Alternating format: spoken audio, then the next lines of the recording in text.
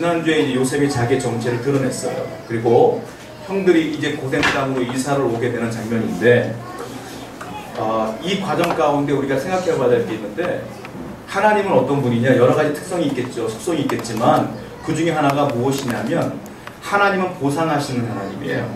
왜냐하면 하나님은 한 사람의 인격체를 이끄실 때에 어떤 목적이 있으세요. 그래서 그 사람이 좀 덜 됐으면 변화시키시기 위해서 고난도 주고 슬픔도 줘요. 그런데 그 고난과 슬픔의 기간이 다 차면 하나님의 목적이 이루어지게 된다면 그 다음에는 보상을 해주세요. 어떤 보상이냐? 축복을 주신단 말이에요. 하나님께서 그들에게 그동안 잃어버렸던 모든 것들을 채워주세요. 그러다 보니까 나중에 고생스러운 모든 것들은 나중에 간증거리가 돼요. 그래서 나중에 난 이렇게 됐는데 예전에 이랬다 라고 간증하게 되는 거예요. 자, 성경은 특히 시편은 150편으로 이루어져 있는데 그 중에 모세가 쓴 시편이 한 편이 있어요. 자, 한번 보겠습니다. 90편인데 시편 90편 15절 말씀입니다. 모세가 고백을 하는데 제가 지금 말씀드린 것처럼 하나님은 보상하신 하나님이라는 걸 인지하고 있던 모세가 이렇게 기도합니다. 시편 90편 15절입니다. 한번 읽어볼게요. 시작.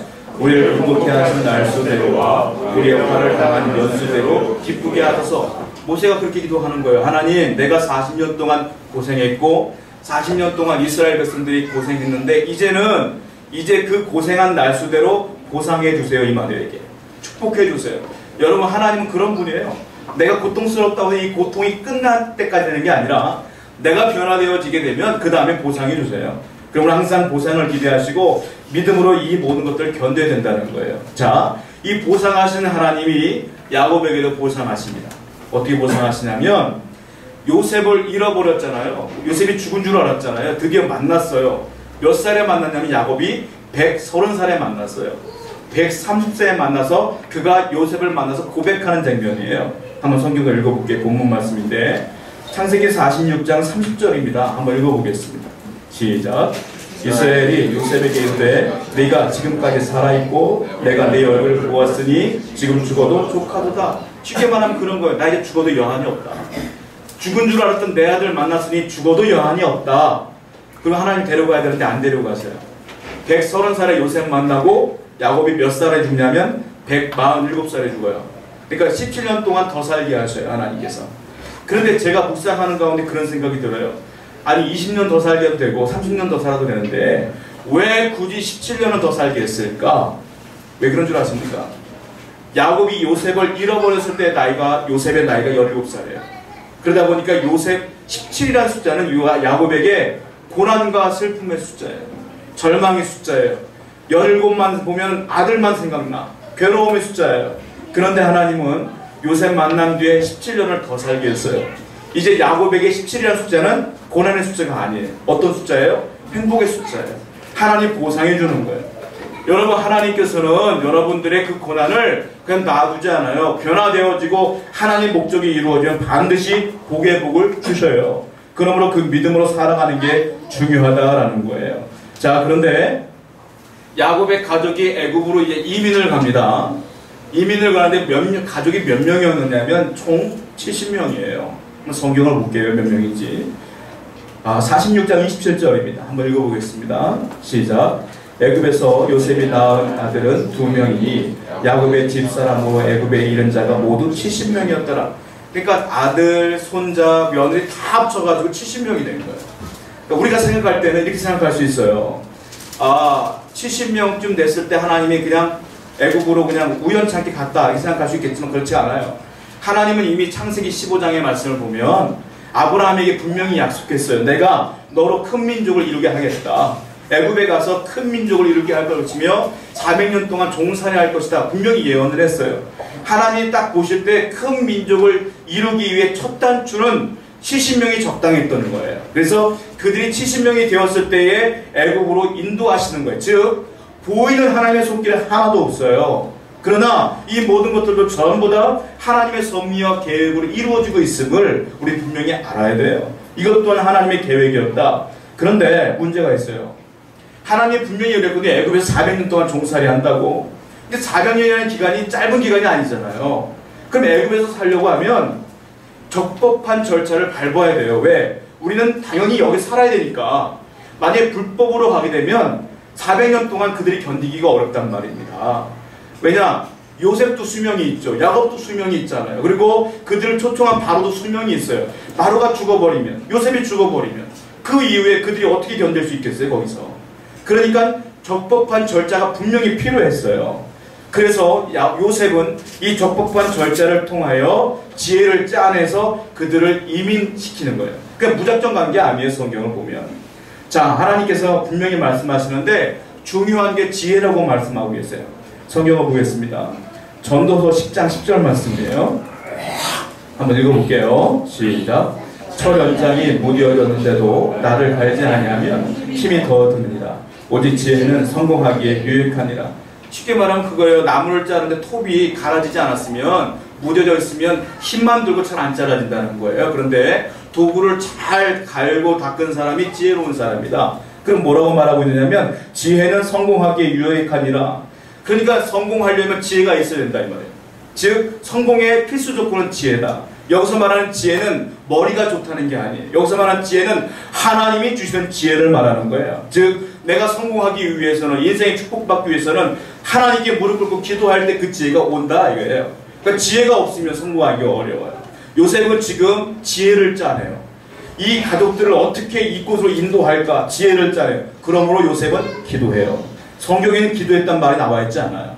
그냥 요셉의 지혜로 이 문제를 해결하는데 결국은 그는 하나님께 기도했기 때문에 이게 가능하다는.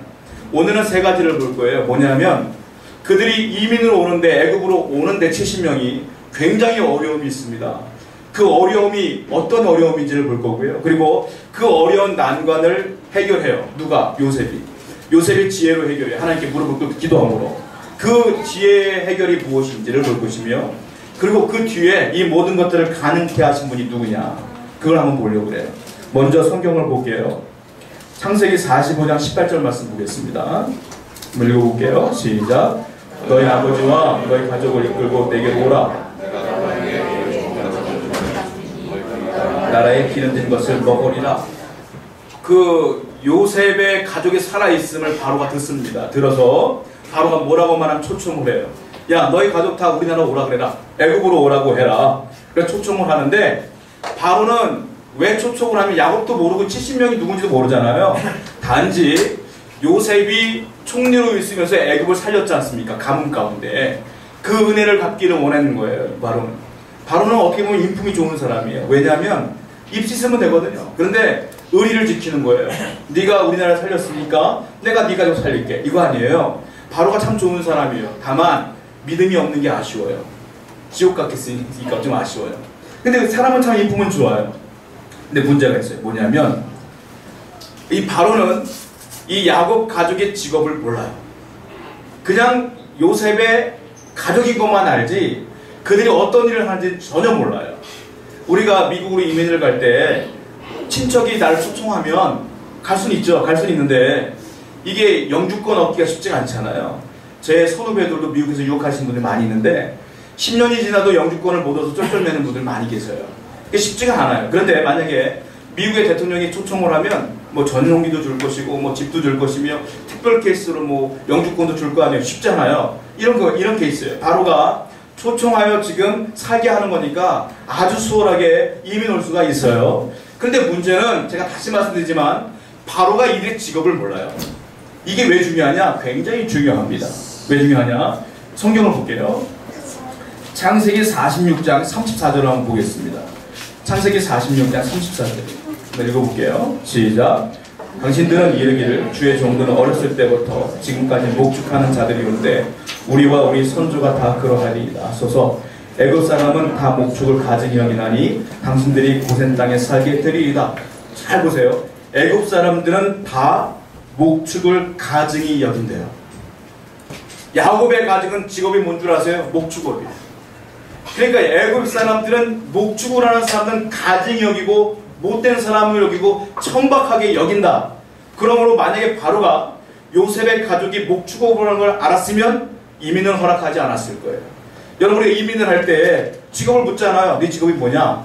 아, 이런 직업이다. 그 나라에 도움이 되는 건 오케이 할 거예요. 근데 그 나라에 해가 된다면 오케이 하지 않죠. 블랙리스트에 오른 사람을 누가 이민을 받아들이겠어요? 이 목축업을 하는 건 애굽에선 죄요, 죄. 가증 여기는 사람들인 거예요. 그러므로 이들이 만약에 바로 알았더라면 자기의 권력에도 흠이 되니까 안 받았을 거란 말이에요.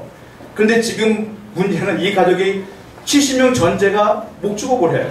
뭐 대대로 목축업을 하는 이 사람들인 거예요. 이게 큰 문제가 되지 않습니까?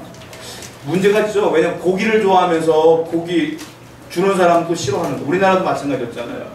백정이 이제 동물을 잡아다가 바치는 사람이 천대했지 않습니까? 마찬가지예요. 이런 거예요, 지금. 그러니까 목축업을 하는 건 이들에게는 큰 어려움이 있었다는 거예요. 요셉이 생각할 때 이게 큰 문제인 거예요. 바로가 초청을 했는데 이 문제가 있으니 요셉은 하나님께 기도할 수밖에 없는 거잖아요. 기도하는 거예요, 지금. 자, 또 하나의 문제가 있어요. 뭐냐면 요셉의 입장에서 볼 땐 지금은 자기 가족이 어떤 사람인지 바로가 몰라요.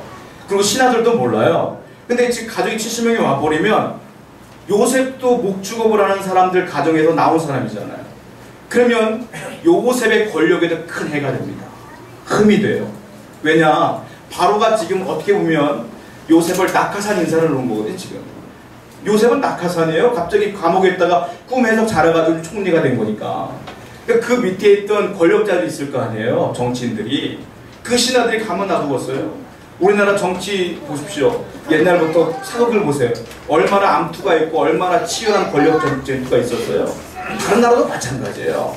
그러므로 말미암아 만약에 요셉이 목축업을 하는 가정이더라 라고 말하면 이게 큰 의미이기 때문에 어쩌면 탄핵도 그들이 불사했을 거예요.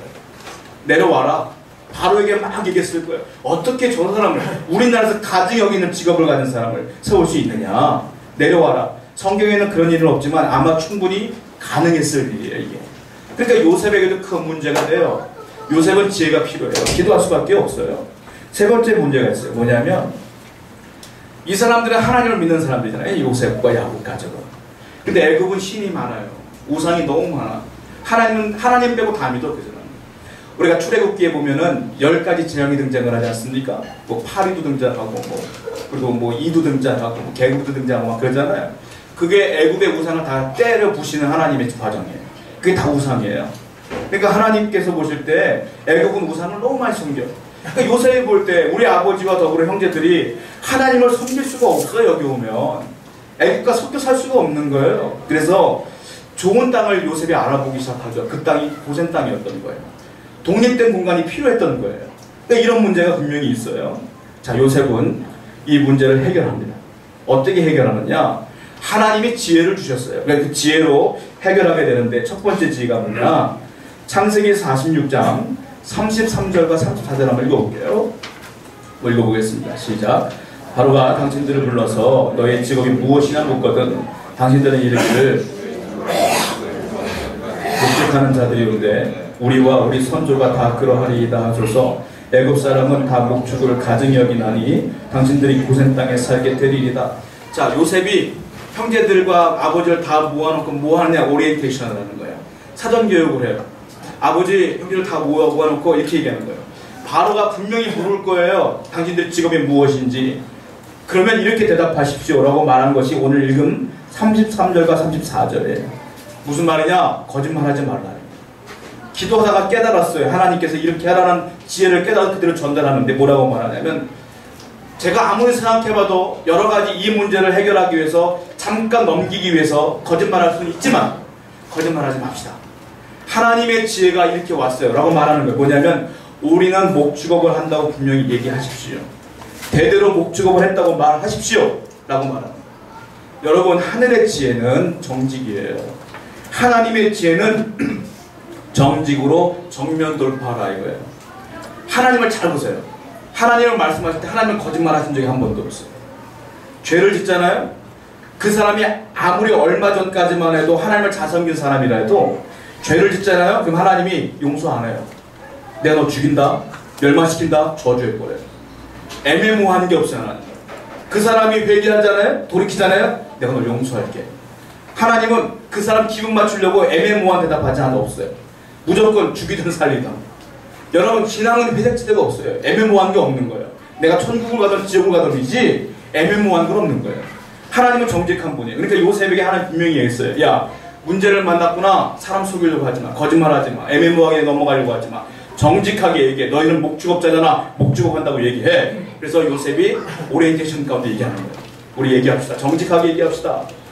여러분, 하나님의 지혜는 정직한 거예요. 지혜는 두 가지가 있는데, 사람들이 술수를 쓰고 겉모술수를 쓰고 패를 가르며 아무도 모르게 일을 진행하는 것들이 있잖아요. 참 지혜로워요. 그런데 그것은 하늘의 지혜가 아니에요. 자, 성경을 볼까요? 야고보서 보면 그 지혜를 이렇게 설명하고 있어요. 야고보 3장 15절입니다. 이렇게 말씀하고 있어요. 야고보서 3장 15절 읽어볼게요. 시작. 이러한 지혜는 위로부터 내려오는 것이 아니요 땅 위의 것이요 정욕의 것이요 귀신의 것이니라. 정직한 것 외의 지혜는 귀신의 거래요. 하나님은 그런 지혜를 준 적이 없다는 거예요. 여러분, 그러면 어떤 문제를 만나고 사람과의 문제가 됐던, 그때 어떤 사업의 문제가 됐던 정직히 행하라는 거예요. 하나님이 그 다음에 책임지겠다 이 말이에요. 요셉은 그렇게 당당하게 얘기해요. 자, 잠언서를 볼까요? 잠언서 11장 3절, 11장 6절 다시 읽어볼게요. 시작. 정직한 자의 성실은 자기를 인도하거니와 사악한 자의 패역은 자기를 망하게 하느니라. 정직한 자의 공의는 자기를 건지려니와 사악한 자의 악에 잡히리라. 정직한 자의 성실, 정직한 자의 공의. 잠언서도 계속 말하고 있어요. 그러므로 문제를 만나건 요셉처럼 정직하게 정면 돌파해라. 이 말을 하고 있는 거예요. 이게 하늘의 지혜예요. 두 번째, 요셉의 지혜가 등장을 하는데 뭐냐면 형제들을 전혀 부끄러워하지 않습니다. 지금 형제들이요, 굶어 죽다시피 하다 온 거잖아. 지금 옷도 꾀죄하고 거다 목축업이에요. 그러니까 바로에게 소개하기가 부끄럽게 한이 없어요. 그런데 전혀 부끄러워하지 않아요. 자, 창세기 47장 2절 말씀 볼게요. 본문 시작. 그 형들 중 5명을 택하여 바로에게 보이니. 형제 중에 5명 딱 뽑아가지고 아마 제가 볼 때는 연장자부터 뽑은 것 같아요. 형들 한번 같이 갑시다. 바로에게 보여주는 거. 우리 형입니다. 목축업합니다. 자신 있게 얘기를 해요. 그런데 야곱도 보여줘요. 아버지도 보여줘요. 바로에게. 아버지 나이가 130살이 넘었어요. 지금 얼굴에 검버섯도 있을 것이고 얼마나 그렇겠어요. 근데 부끄러워하지 않아요. 성경을 볼게요. 47장 7절입니다. 시작. 요셉이 자기 아버지 야곱을 인도하여 바로 앞에 서게 하니 야곱이 바로에게 축복하며. 저는 이 말씀 볼 때마다 누가 위인지 헷갈려요. 야곱이 왔는데 바로면 지금 세계 최강국의 왕이에요. 파라오니까. 그런데 야곱은 지금 죽다 정말로 은혜로 지금 여기에 얹혀 사는 입장인데, 야곱은 바로 땅만 나자마자 뭐 하는 줄 아세요? 왕의 기사 딱 하고 축복해요. 누가 위입니까 지금? 바로가 원래 위잖아요. 근데 바로에게 축복을 해요. 야곱이. 저는 여기서 뭘 봤느냐면 야곱의 그 당당함, 그 떳떳함, 그 용감함을 봤어요. 요셉도 마찬가지예요. 아버지 닮았는지 형들 당당하게 데리고 와요. 그 형들도 마찬가지예요. 우리가 이전에 봐서 알겠지만 요셉에게 할 말 다 하잖아요. 형들도 정말 당당해요. 이 집안은 너무 당당해. 왜일까요? 왜 당당할까요? 그들은 하나님을 절대로 믿기 때문에 그래요. 하나님을 절대적으로 믿기 때문에 세상의 권력이 두렵지가 않은 거예요. 네가 바로냐? 상관없다. 나 하나님이 계시다. 이거예요. 그러니까 내가 아무리 부족해 보일지라도 당당한 거예요. 그러니까 이 모습이 요셉을 통하여 보여지기 시작하는 거고 야곱에게 보이기 시작하는 거예요. 바로가 화가 났는지 반말을 합니다. 47장 8절 보세요. 읽어볼게요. 시작. 야곱에게 묻되 네 나이가 얼마냐? 제가 볼 때 바로가 나이가 더 어렸을 것 같아요. 근데 반말을 야곱에게 딱 합니다. 근데 야곱이 지지 않아요. 야곱이 나는 비록 지금 여기 있지만 하나님이 계신다는 믿음을 가지고 이렇게 얘기해요. 마치 더 위에 있는 어른이 얘기하는 것처럼 이렇게 얘기합니다. 47장 9절부터 10절 한번 읽어볼게요. 시작. 야곱이 바로에게 이르되 내 나이가 얼마 못 되니 그 조상이 낳은 내 길에 있는 주에 미치지 못하나 너를 보내온 나이다 하고 야곱이 바로에게 축복하고 그 앞에 한 말 딱 하고 또 축복하고 나와버려요. 그러니까 이게 정말로 너무너무 당당한 모습을 보이지 않습니까? 자, 요셉은 형제들을 부끄러워하지 않아요. 왜 그런 줄 아십니까? 제가 누누이 얘기했지만 요셉은 예수님을 예표한다고 그랬잖아요. 자, 예수님도 마찬가지였어요. 예수님도 우리를 부끄러워하지 않아요. 그래서 이것을 예표하고 있는 거예요. 자, 성경을 볼게요. 히브리서 2장 11절입니다. 한번 읽어보겠습니다. 히브리서 2장 11절 시작. 거룩하게 하시는 이와 거룩하게 함을 입은 자들이 다 한 근원에서 나는지라. 그러므로 형제라 부르기를 부끄러워하지 아니하시오. 예수님이 우리를 형제라고 부르는 것을 부끄럽게 여기지 않는데요. 이게 놀라운 은혜예요, 여러분. 왜? 예수님이 우리를 볼 때 참으로 부끄러운 존재거든요. 우리는 맨날 놔두면 죄 짓죠. 맨날 놔두면 우리가 악으로 빠지죠. 정말로 부끄럽게 한이 없는 존재예요, 우리는. 근데 주님이 우리를 부끄럽게 여기지 않아요. 왠 줄 아십니까? 부끄럽게 여기지 않은 이유가 뭐냐면 나를 구원하기 위해서 그런 거예요. 성경을 볼게요. 히브리서 2장 17절 말씀 꼭 읽어보겠습니다. 시작. 그러므로 그가 범죄 형제들과 같이 되심이 마땅하도다. 이는 하나님의 일에 자비하고 신실한 대제사장이 되어 백성의 죄를 속량하려 합니다. 그러므로 우리를 부끄럽게 여기지 않은 이유는 뭐냐면 우리를 구원하기 위해서라는 거예요. 요셉도 마찬가지예요. 요셉도 형제들을 부끄러워하지 않아요. 왜냐? 그들을 지금 구원해야 돼요. 요셉이 가뭄에서 그냥 부끄러우면 안 돼요. 이게 계속 예표되는 거예요. 우리는 참으로 부족하고 연약하지만 하나님은 우리를 부끄럽게 여기지 않는다는 거예요. 감사한 일이죠. 근데 문제는 뭐냐? 주님은 나를 부끄럽게 여기지 않는데 내가 주님을 부끄럽게 할 때가 많아요. 부끄럽게 여길 때가. 식사기도 잘 하십니까 여러분? 식당에서 식사기도 하고 식사하시나요? 많이들 하실 거예요. 근데 어떤 분들은 마치 휴식같이 식당에 들어오자마자 잠깐 쉬하는 것처럼 눈 잠깐 감았다가 그리고 이제 식사하시는 분도 있고 어떤 분은 그냥 드시는 분도 많아요. 주님 부끄러워서 그래요. 사실. 제가 어떤 집사님의 간증을 들은 적이 있는데 지금은 안 그렇습니다라고 하면서 얘기했던 걸 기억해요. 주님을 너무 부끄러웠대요. 어떻게 부끄러웠냐면 성경 들고 가는 게 너무 부끄럽다고요. 교회 가는 게. 그리고 자기가 조간신문을 보는데 신문을 이렇게 딱 접어가지고 그 안에 조그만 성경을 집어넣고 마치 신문 들고 가는 것처럼 교회로 갔다. 이 얘기를 하시더라고요. 주님을 부끄럽게 여기는 거죠. 자기가. 여러분 우리 전도 왜 못합니까? 주님을 부끄럽다고 생각하기 때문에 그런 거 아니에요. 사실은. 전도도 마찬가지예요. 내가 주님을 부끄럽게 여기지 않는다면 전도하자. 제가 극동방송을 듣는데 어떤 세탁소 하시는 분이 손님 오실 때마다 전도지를 돌리고 있다고 간증하는 걸 들은 적이 있어요. 그분은 주님 부끄럽게 여기지 않는 거죠. 당당한 거죠. 여러분 그러므로 우리도 주님을 부끄럽다고 생각하면 절대로 안 돼요. 주님은 나를 부끄럽게 여기지 않으셨는데 구원 주셨는데 그렇지 않습니까? 자 그래서 세 번째 요셉이 또 지혜를 발휘해요. 뭐라고 말하냐면 창세기 46장 34절 한번 보세요. 제가 맨 뒤에 후반절 한번 읽어드릴게요. 애굽 사람은 다 목축을 가증히 여기나니 당신들이 고센 땅에 살게 되리이다. 요셉은 딱 좋은 땅들 이미 알아본 거예요. 기도 중에. 고센 땅이 좋겠구나. 여기서 살면 되겠구나 라고 생각한 거예요. 그래서 내가 당신들이 이렇게 얘기하면 고센 땅에 살 수 있도록 내가 조치를 취하겠습니다 라고 말하는 거예요. 왜냐? 구별된 땅이 필요했거든요. 독립된 땅이 신앙생활을 하기 위해서. 특히 고센 땅이에요. 왠 줄 아세요? 고센 땅은 애굽 역사상 늘 목축업을 하는 땅이에요. 그러니까 애굽 사람은 거기서 안 살아요. 거기는 목축업을 하는 땅이기 때문에 버려진 땅이에요. 근데 버려진 땅인데 그 땅이 얼마나 좋으냐면 그 나일강의 동북부에 있는 땅인데 삼각주가 있는 땅이기 때문에 물이 풍부하고 야채가 잘 자라는 땅이에요. 요셉이 다 조사해 보는 거예요. 그래서 그 땅을 달라고 해라. 그 땅을 분명히 줄 것이다. 왜? 그 땅은 목축업하는 땅이기 때문에 애굽 사람이 안 살거든요. 독립된 공간이에요. 왜? 거기는요 성경을 보니까 어떤 야채가 잘 자랐냐 성경에 노골적으로 써 있어요.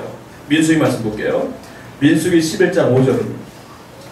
읽어볼게요. 시작. 우리가 애굽에 있을 때에는 값없이 생선과 오이와 참외와 부추와 파와 마늘들을 먹은 것이 생각나거든. 이게 무슨 장면이냐면 출애굽을 했는데 굶어 죽게 생겼으니까 그들이 원망하는 장면이에요. 원망하면서 이렇게 얘기해요. 야 우리가 모세 따라 오지 않았으면 그래도 값없이 생선도 먹을 거고 오이도 먹었을 것이고 참외도 부추와 파와 마늘을 먹었을 것인데 이 얘기가 무슨 말이냐? 고센 땅에 파, 마늘, 오이, 참외, 부추가 잘 자랐다는 거예요. 이게. 그리고 또 하나 나일강 유역에 있었기 때문에 생선이 잘 잡혀요. 그러니까 생선도 마음껏 먹었을 거예요. 값없이. 그 얘기를 하고 있는 거예요. 고센 땅이 그게 좋은 땅이었어요. 그래서 하나님께서 지혜를 주신 거예요. 요셉에게. 너희가 민족을 이루기 위해서는 이 땅이야말로 참 좋은 땅이구나. 그래서 고센 땅으로 가기를 원하는 거죠. 자, 그런데 문제는 이 모든 것이 여기까지 보면 요셉이 이룬 것 같아요. 요셉이 말하는 것 같아요. 요셉의 계획이 나온 것 같아요. 그러나 그렇지 않아요. 왜냐? 마지막 최종 결정은 누가 하느냐? 바로가 하는 거예요. 바로가 그래 가. 그래 내가 받아줄게. 이거 바로가 허락하지 않으면 그들이 고센 땅에 갈 수가 없어요. 마지막에 바로가 해야 되는데 그 바로의 마음을 움직인 게 누구냐? 하나님입니다. 그러므로 이 모든 일의 결론은 누가 한 거냐? 하나님이 한 거예요. 성경을 볼까요? 창세기 47장 5절부터 6절입니다. 한번 읽어볼게요. 시작. 바로가 요셉에게 말하기를 내 아버지와 애굽 땅이 내 앞에 있으니 땅의 좋은 곳에 내 아버지와 내 형들이 거주하게 하되 그들이 고센 땅에 거주하고 그들 중에 능력 있는 자가 있거든 그들로 내 가축을 관리하게 하라. 허락한 거예요. 마지막에 뭐라고 말하냐면 거기 내 가축도 있는데 잘됐다. 우리 목축업하는 사람이 없거든. 너네가 내 가축도 관리해라. 그러니까 아주 합리적으로 합법적으로 이 일이 성사가 됐는데 문제는 이 바로의 마음을 움직인 게 하나님이다. 하나님이 역사하신 거예요, 사실은. 자, 성경에 써있어요. 잠언서 21장 1절입니다. 한번 읽어볼게요. 시작. 왕의 마음이 여호와의 손에 있음이 마치 눈물과 같아서 그가 임의로 인도하십니다. 왕의 마음이 누가 있다고요? 하나님께 있다는 거예요. 우리나라의 대통령도 하나님께서 높은 사람들의 모든 마음은 하나님께 있다는 거예요. 모든 결정권은 하나님께 있음을 얘기하는 거예요. 그러면서 예전에 우리가 알다시피 예수님이 어디서 태어나셨습니까? 베들레헴에서 태어났어요. 사실은 예수님은 베들레헴에서 태어날 이유가 하나도 없어요. 왜냐? 예수님의 고향은 나사렛이에요. 나사렛은 어디냐? 이스라엘 최북단에 있어요. 그 예루살렘은 어디냐? 최남단에 있어요. 쉽게 말하면 나사렛은 강원도 지방이고 그리고 예루살렘은 저쪽 전라도 쪽이에요. 그러니까 이게 걸어서 가야 되니까 갈 이유가 하나도 없는 거예요. 근데 가다가 베들레헴은 났잖아요, 예수님을. 왜 그래요? 예수님, 하나님이 예언했거든요, 이미. 자, 미가서 5장 2절입니다. 한번 읽어보겠습니다. 시작. 베들레헴 에브라다야 너는 유다 족속 중에 작을지라도 이스라엘 다스릴 자가 내게로 나올 것이라. 그의 근본은 상고에 영원히 있는 자. 이미 구약성경이 예언을 했는데 뭐라고 예언했냐면 베들레헴 에브라다야 여기서 주님이 나올 것을 예언을 했어요. 그 예언을 이루기 위해서 하나님이 어떻게 하느냐? 로마 황제의 마음으로 움직여버려요. 우리가 알다시피 가이사 아구스토라는 왕이 있었는데 그 마음을 움직여요. 어떻게 하냐면 야 호적 정리해라. 너희가 호적 정리를 해야 된다. 이 마음을 하나님이 주신 거예요. 그래서 호적을 정리하려고 봤더니 요셉의 고향이 베들레헴. 그러니까 자기 식구들 다 데리고 만삭의 부인을 데리고 어쩔 수 없이 로마 황제의 명령이기 때문에 가다가 거기서 거예요. 그러므로 이 모든 역사를 주관하신 분이 누구냐? 하나님이다라는 거예요. 여러분 역사를 영어로 뭐라고 말합니까? 히스토리라고 하잖아요. 히스토리가 뭐예요? 히스 스토리잖아요. 그분의 이야기가 역사예요. 그분이 누구예요? 하나님이에요. 즉 다른 말로 말하면 그분이 역사를 주관한다는 뜻이에요. 여러분들의 인생에 되어지는 모든 일들은 원망도 있고 슬픔도 있지만 제가 다시 말씀드리지만 모든 역사를 주관하신 분은 하나님이셔요. 그러므로 우리가 해야 될 게 뭐냐? 요셉처럼 문제를 만나보려면 지혜를 구해야 되는데 그게 하늘의 지혜를 구해야 된다는 거예요. 근데 하나님이 지혜를 주신 대로 우리가 행하면 그 모든 것도 하나님이 말씀하신 대로 이루어 주셔요. 그런데 내가 지혜를 구하지 않고 내 마음대로 행하면 하나님이 그 인생을 책임지지 않아요. 그러므로 여러분들이 중요한 게 뭐냐? 어떤 일을 만날 때마다 요셉처럼 먼저 기도하는 게 중요하다. 이게 지혜인 줄로 믿습니다. 그러면 여러분의 인생 하나님이 그렇게 선하게 인도하실 줄로 믿습니다. 우리 말씀을 기억하면